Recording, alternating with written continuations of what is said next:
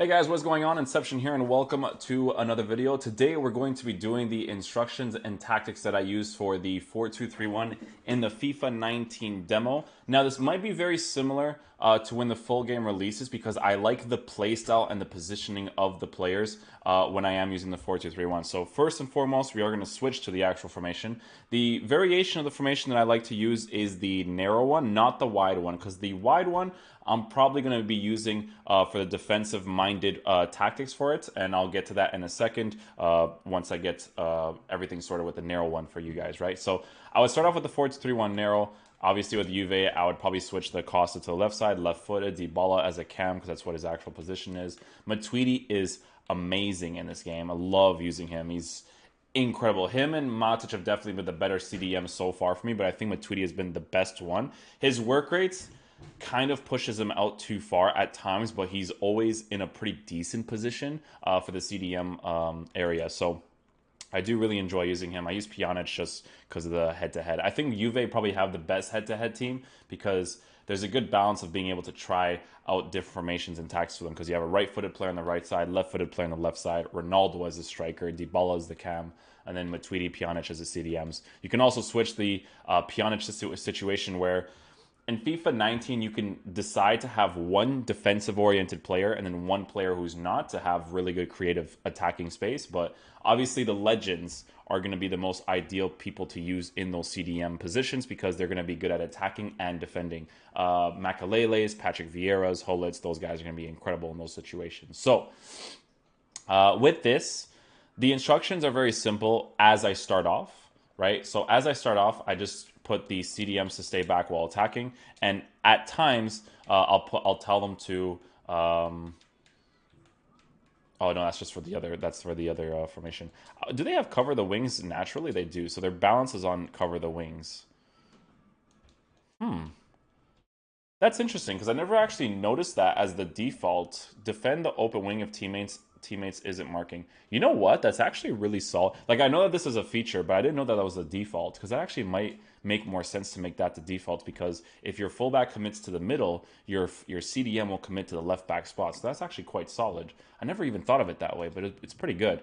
You can also tell them to cover the center, so always try to defend central position. So the thing about the defending the sides is good if you're rotating your fullbacks into the middle, but to cover the central might be the most ideal instruction to do because obviously the center of the field is where everything or mostly everything happens. So maybe telling them to cover the center is the best, but a good rotation between the two wouldn't be necessarily a bad thing to try out. I never tell them to cut passing lanes or man mark because I don't really feel like I notice a difference too much. Maybe because it's all about positioning, right? If you tell them to cut passing lanes and you tell them to man mark, it's their positioning will be effective or affected, right? Because their stats will always be the same. Let's just say, for instance, you were using N'Golo Conte as your CDM, and he's medium high work rates. I think if he's still the same, I'm not sure if he's medium or medium high nowadays. But back then he was medium high. I don't know what he is now. But stay back while attacking on a Conte while telling him to be balanced in his defensive behavior, he will act more to what his characteristics are and what his stats are, right? So telling the CDM to stay back while attacking is very ideal. And then the rest of it, I just keep on balance. I don't touch anything else. The fullbacks, I don't tell them to stay back while attacking because that is something I will adjust as I'm playing. I think for the most part, when I'm going to be playing FIFA this year, I think I'm going to have defensive-oriented 4-2-3-1s like my defensive tactics. I'll mention that in a bit. I think my defensive and my ultra defensive will still remain to be 4-2-3-1s instead of switching to the five of the backs or anything like that. And then the attacking formations is when I'm going to want to put more pressure on the opposition. So I'll have a more attacking oriented 4-2-3-1, but then or maybe I'll just have two different formations entirely because I think 4-2-3-1 balance with the way I set up my tactics right now is already good for the attacking and defending. But I feel like if I really need to put pressure on the opposition, I'll probably switch to like a 4-2-4 and then a 3-5-2 to really have a bunch of players in the middle and the striker area to commit on the attack. So with the tactics and the way that I set this up, I've been experimenting with two different tactics, right? So with the defensive style, I've been trying it on balanced and then I've been trying it on pressure on a heavy touch. So if your opposition does a heavy touch, putting pressure on them will be a really nice thing to do, but then it also overcommits a lot of your players forward, so it also gives them a lot of space to work with. So you see that everybody commits to that general area. If someone is very cool and composed and can dribble the ball really nicely, this could be a bad thing to do. So what I actually keep it on is balance, and nowadays you can actually see the difference of what your players do. So when they're on balance, they kind of just like stick to their positions and they're neutral, right? And I feel like that's the best to do because your CDMs, you always want them to be in a very good position to defend against. But again, defensive style depends on how your opponent is playing, right? So if you notice that your opponent is playing this really passive style where he's just passing the ball around, keep it on balance. And then if you realize that he's not really the greatest at attacking, that's when you want to put a lot of pressure on him, which is basically constant pressuring, right? Because if someone's not cool and composed when this is happening, they're just going to get completely congested and you'll be able to get the ball off them. But for the beginning in my neutral tactics, I do keep it on balance just for now, right?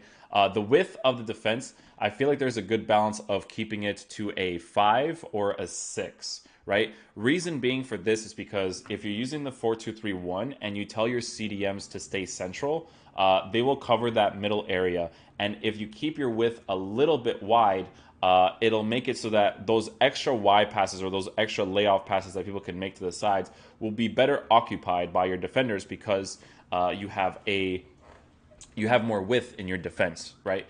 So I think normally I'll start it off on a 5, I believe, and then the depth, you could see the lines right there where the light rectangle box is. I leave it just on the edge, and I feel like that's the best position I want to keep it at. Obviously, if you're attacking and you need a goal back, you want to obviously have your depth to be higher so that you're putting more pressure against your opposition. And if you're good at defending, this could be an ideal tactic to use so that people won't get past you so easily, right? So putting your depth all the way up might be ideal to put good pressure on your opposition and just defend against them really well if you defend against them really well yourself. But I like to keep it right here on the balance. On the attacking and the ultra attacking, I'll definitely put the depth higher if I really need to get that goal back, right? But for now, I like to keep it over here in this position.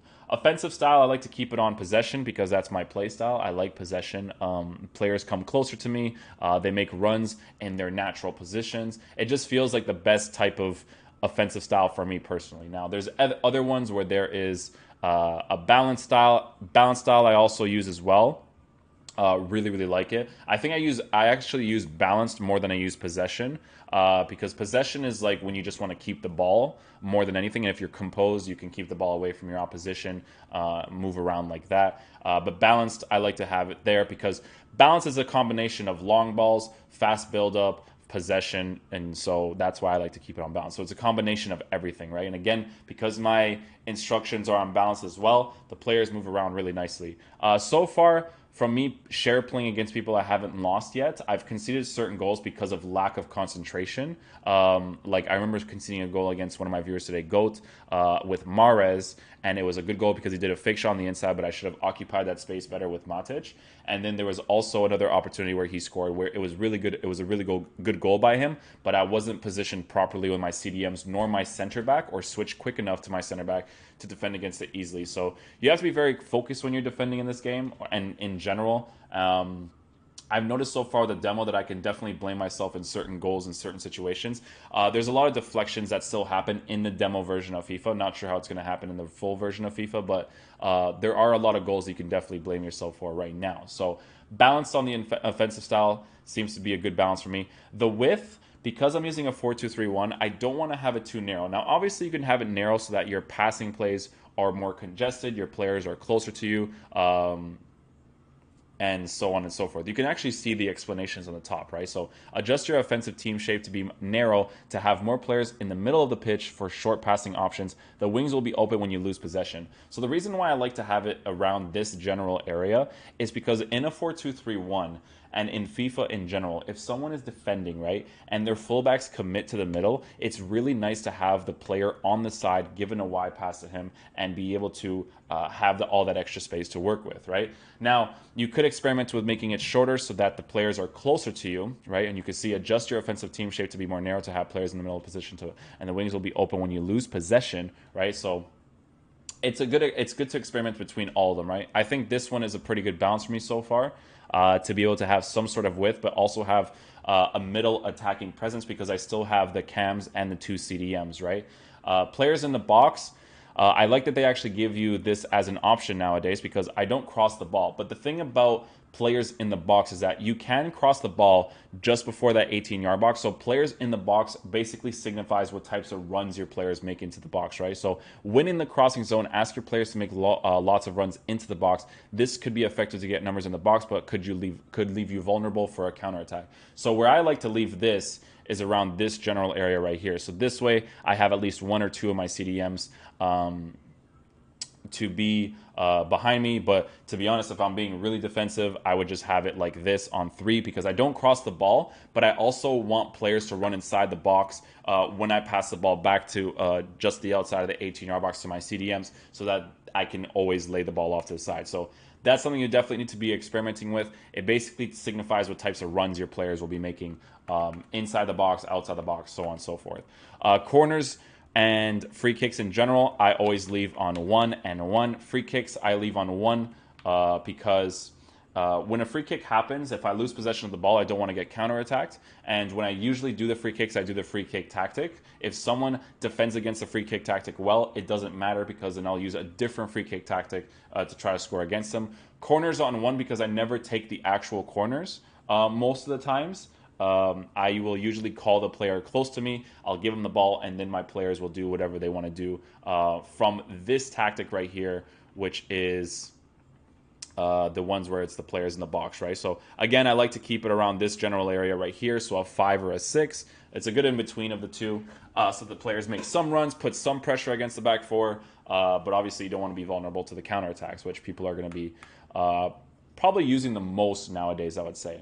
So that's for the attacking tactics, right? Well, that's a basic 4-2-3-1 narrow. So if I was playing a defensive version of the 4-2-3-1, which is most likely what I'm going to be doing next year, I obviously don't want to use the 4-2-3-1 narrow. I want to use the one where it's the 4-2-3-1 wide, so that the left mids and the right mids are more closer to the left back and the right back to defend properly, right? So obviously, this is already set up pretty nicely. I think the only player I would switch is probably Douglas Costa on the left side and have Dybala as the cam. So the instructions with this, right, would be to set your fullbacks to stay back while attacking, your center defensive mids to stay back while attacking, your left mid and your right mid to come back on the defense, and then your Dybala, you can also tell him to come back on the defense if you feel like someone's really exploiting you in the middle as well as the sides. And then Ronaldo, you can just keep up top.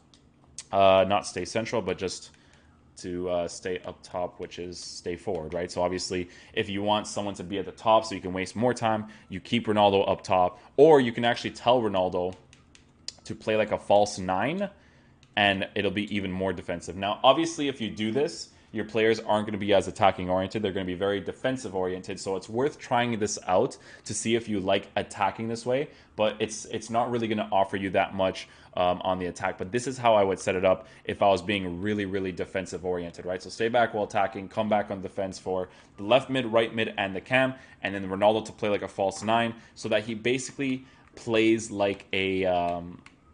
I think this one actually might tell him to come back on defense. Yeah, so you can tell your striker to come back on defense as well. So come back on defense, false 9. He'll play like a midfielder playing as a false 9, and then he'll also come back on defense because you tell him that as an instruction. Which, to be honest, I think this actually might be a new defensive support because I don't think that's actually been a thing in previous FIFA. So that's good that they actually added that. There's no getting behind and press the back line for the players. There is only, well, I'm saying that there's none of both, right?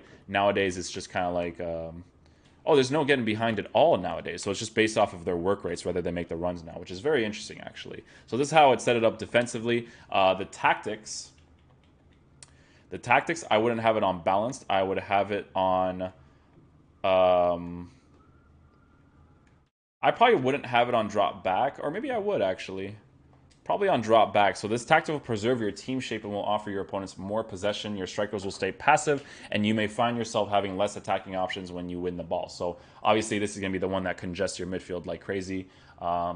Width, I would probably make the width probably like around there as well. So it's kind of the same thing as before, right? So around this general area, because you have 2 CDMs, right? So you have to take that into consideration. The depth, I would probably leave it right here so that your back four basically puts pressure on the players that are going to be making those long shots, and then obviously drop back. You'll have your strikers and your mids to cover that general area as well, right? Offensive style, I would probably keep it on possession so that when you have a lot of players around your general area, you can try that out and see how that works out. Attacking and defending wise, you want the players to be close to you so that you can be able to waste more possession or waste more time or whatever, right? So the thing about me showing this, and some people are going to be like, this is going to be really overpowered. It really isn't going to be, because nowadays, because of dynamic tactics, someone can adjust their attacking tactics to really put pressure against your defense. And if you lose possession of the ball in your defensive half, you're basically going to be screwed, because the finishing isn't only driven shots nowadays. There's different ways of finishing. So you have to be very careful when you use defensive tactics, right? Corners, you obviously don't want to do corners and you don't want to do free kicks. You want to have all your players at the back so that you can defend against people properly when they want to attack against you. So this would be my defensive or my ultra defensive tactics. My defensive tactics, I would probably I would have the Ronaldo striker to only be on a false 9, or actually to be on balanced, I would say. The cam I wouldn't tell to come back, and the left mid and the right mid I wouldn't tell to come back. But this is more of defensive oriented formation because you have the fullbacks to stay back, but not necessarily your left mid and your right mid, because them unbalanced, they will decide whether or not they push back or push forward when this happens, right? Ways to counter against the 4-2-3-1. You can obviously use the 3-5-2, the 4-1-2-1-2 to really exploit them through the middle and do some long shots. But the 4-1-2-1-2 would be a risk, because if someone gets the ball and they want to pass it off to the sides, they'll be able to do that because you're using a bunch of narrow formations. So a 3-5-2 could suffice really nicely. And so on and so forth. So you just have to find the right tactics that will counter a 4-2-3-1 whenever you need to counter against it. Center backs I always obviously have on stay back while attacking. I never really tell him to push forward, because I never want a center back to push forward unless he has good attacking stats. Like someone like a team of the year Ramos. Like if I really need a goal back, I'll tell my Ramos to attack, but only if he has good attacking stats, because I don't want him to be in a position and have the ball with him and then he can't shoot, and then I shoot with him and it's terrible, right? So just taking all that into consideration. But yeah, those are the defensive, attacking, and defensive, attacking, and ultra defensive tactics that I would definitely use with this formation. I'm going to keep it on the balance as I showed you guys in the beginning at first. And then if I notice that someone is really trying to exploit my sides, I'll keep it on the defensive one. If I notice that I can easily attack against them, I'll probably switch to a 4-2-4, keep all the 4 forwards forward, so that when they're overcommitting against me or they're trying to put a bunch of pressure against me, all I have to do is just cross it to the guys that are in front, and then I'll be able to attack against them as well. So this game is basically a chess game now. It's about understanding what your opponents are doing against you and how you can counter them as well, and how you want to attack if you're being a defensive oriented player. So like I said, this is a chess game now. Finding out what instructions and tactics works the best for you is going to be very ideal to know in this game when it does come out. So be sure to practice on that a lot with your friends, your buddies, if you have a PlayStation 4 and share play. When the game comes out, it's going to be very nice to experiment with as well. So that is going to conclude the video for today, guys. I hope you guys did enjoy it. If you guys want more videos like this, be sure to let me know in the comment section down below. If you guys enjoyed the video, please drop a thumbs up on it. Definitely helps out the channel a lot. And I'll see you guys in the next video. Peace.